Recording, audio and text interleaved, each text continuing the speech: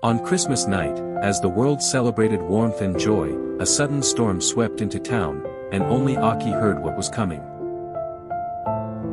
When the lights went out and fear filled the room, the brave little Aki knew he had to act. He stayed close, offering warmth, comfort, and courage, becoming a tiny shield against the storm. Hours passed. The blizzard raged.